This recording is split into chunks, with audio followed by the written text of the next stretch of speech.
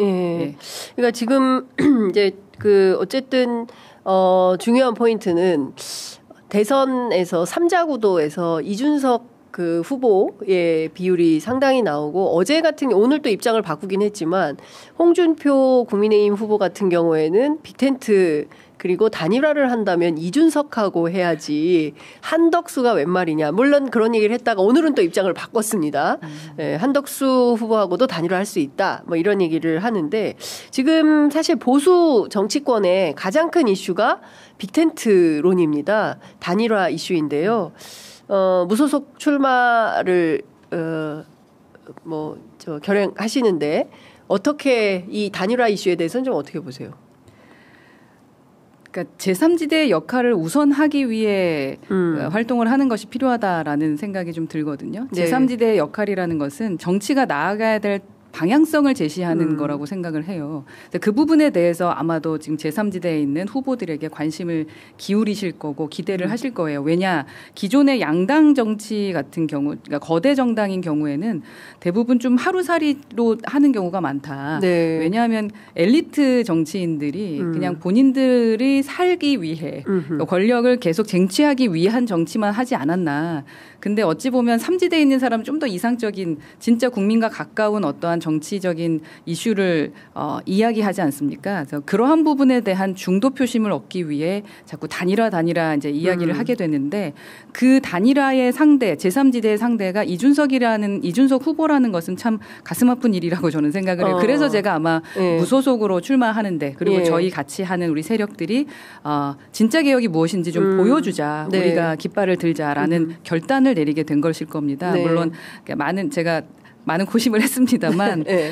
민주주의 자체를 좀 후퇴시키는 모습을 저희는 정당 내에서 봤어요. 그러니까 제가 아까 젊음을 포장했다라고 말씀을 드리는 게 저희는 젊다고 하면은 저희 아이들을 생각하면서 그래도 순수하게 그렇죠. 그리고 이상적인 정치를 할 거라고 생각하잖아요. 그런데 정말 제가 기존에 있던 정치에서 봤던 것보다 더 구태스러운 정치를 하면서 민주주의의 가치마저 흔들어 놓는 걸 보며 이렇게 가짜 제3지대 정치를 하는 사람이 대안이다? 이건 아니다라는 생각이 들고요. 그래서 국민의힘이 조금 더 정신 차렸으면 좋겠다는 생각이 듭니다. 자체 내에서 불임정당처럼 자체 내에 어떤 후보를 내지 못해 자꾸 한덕수 대행이라던가 다른 사람에게 눈을 돌리고 그리고 벌써부터 누군가와 단일화를 하기 위해 밖에 있는 그냥 좋아 보이는 방향성을 제시하는 누군가라도 끌어모으겠다라고 생각하는 것 자체가 아직도 정신 못 차린 거다라고 저는 생각을 하거든요.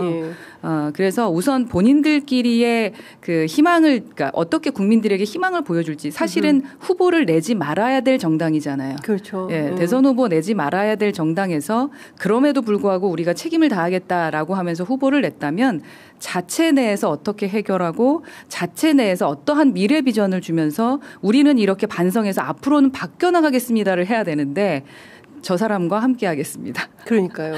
뭘 하겠으면 단일화 얘기를 한다라는 것은 진짜 가능성이 없구나라는 생각이 들 정도로 좀 실망스러운 접근이다라고 생각합니다. 네.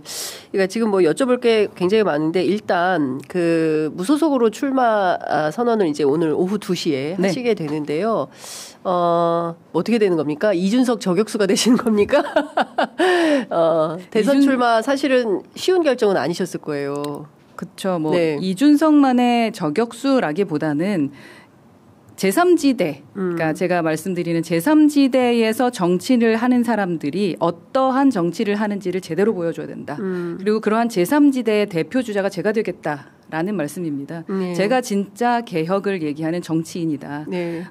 그래서 3위가 된다면 내가 되겠다.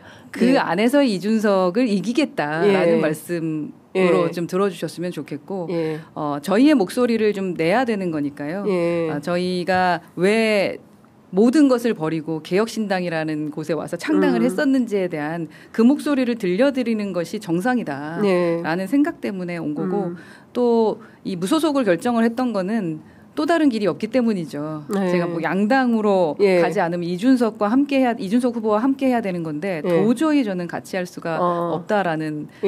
왜냐하면 우리가 처음에 창당을 할 때 뽑을 때 손이 가는 정당이 없었잖아요. 그러니까 손이 가는 정당 그래도 뽑을 때 양심을 던지려 뭐 하면서 뽑을 수 있는 데를 한번 우리가 해볼까 이러고서 나왔는데 지금은 그 개혁신당도 아니라고 개혁신당의 이준석 후보는 아니라고 생각을 하기 때문에 뭐 용기를 낸 겁니다. 그리고 말만 하는 정치에 대해서 제가 좀 치가 좀 참 아쉽다라고 생각하는 게 또 뭐 천하람 지금 대행이죠 그분도 통합을 얘기하지 않습니까? 그렇습니다. 네, 연락 안 받습니다. 그리고 저희한테 전화 안 받아요, 천하람 대표. 네, 저희가 이제 끝나면서 사실은 무소속으로 제가 출마 선언을 하는 걸 두 가지 안을 생각했어요. 또 디지털 온라인으로 제가 영상을 찍어놓은 게 있고, 그래서 온라인으로 출마 선언을 할까, 아니면 오프라인으로 할까 했을 때 이제 온라인도 이제 이재명 대표가 했기 때문에 후보가 하셨고, 해서 그 오프라인으로 저희는 실용 정당이고 실용주의를 얘기하기 때문에 이제 기자들도 좀 모셔야 되니 소통관을 생각했습니다. 네, 소통관에 대한 부탁을 드렸는데 거절당했고. 천하람 대표한테 거절당했어요. 거절당했죠. 그러니까 예를 들면 뭐 제가 국힘에 부탁하기도 뭐하고 민주당 부탁하기도 뭐하고 제3지대 다른 정당에 부탁했을 때 눈치를 좀 보시더라고요. 그래서 내가 이 당인데 설마 탈당할 때는 좀 도와주겠지. 그리고 뭐 출마할 때는 도와주겠지라는 마음에 이제 좀 소통과 문의를 해봤는데 안 되고, 그리고 또 어제 탈당하고 나서 이제 비서실장 통해서 이제 서로 연락을 해서 돌려드려야 될 거든 이런 것들 드리려고 연락했는데 전화를 안 받아. 세상에. 연락이 안 돼. 연락이 안 돼요. 근데 외부에 방송 나와서는 통합하고 뭐 안고 가고 막 이런 얘기 하던데 어떻게 젊은 정치인들이 그렇게 말과 행동이 다른지 좀 답답하다라는 생각이 듭니다. 그런데 또 하나 느끼는 건 상당히 좀 견제하고 있구나라는 생각도 듭니다. 그러니까 나라 잘 되자고 생각하면서 조금 넓게 품으면 좋을 텐데 좀 저를 견제하고 뭔가를 빼앗길까 봐 걱정하고 있는 게 아닌가 이런 생각이 뭐 들고 있습니다. 뭘 빼앗길다고 생각을 할까요? 제3지대 포션을 빼앗길 그렇게 생각 함께 좀 나라 걱정했으면 좋겠습니다.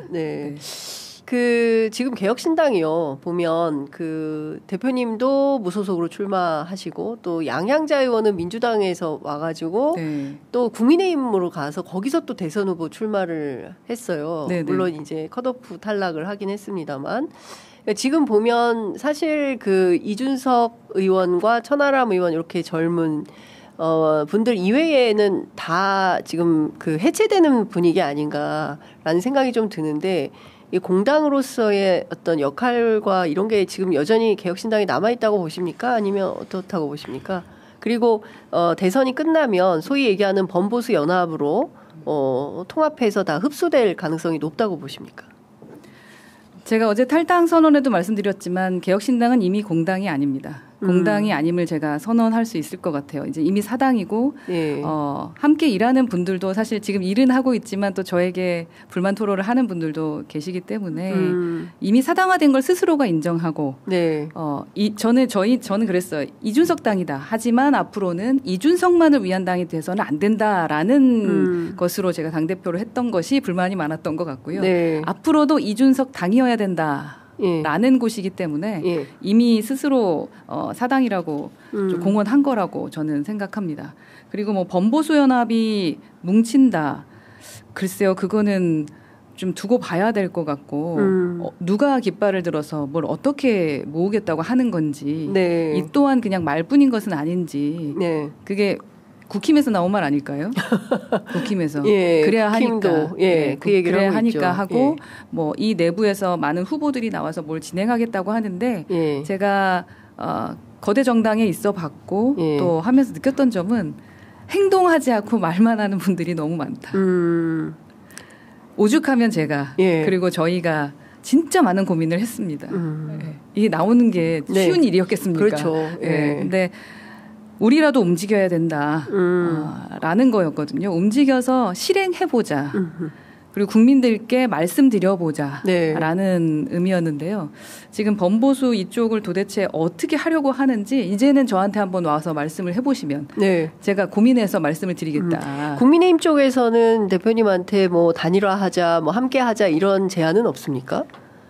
제가 출마 선언은 이제 오늘 하는 거니까. 예. 근데 뭐 저야 워낙에 좌우 다 잘 지내고 있는 사람이기 때문에 네. 잘 지내고 있으니까 뭐 어느 순간 어떻게 될지 모르지만 예. 이준석 후보 눈치는 좀 보고 있는 것 같다. 국민의힘이 그렇죠. 예. 예.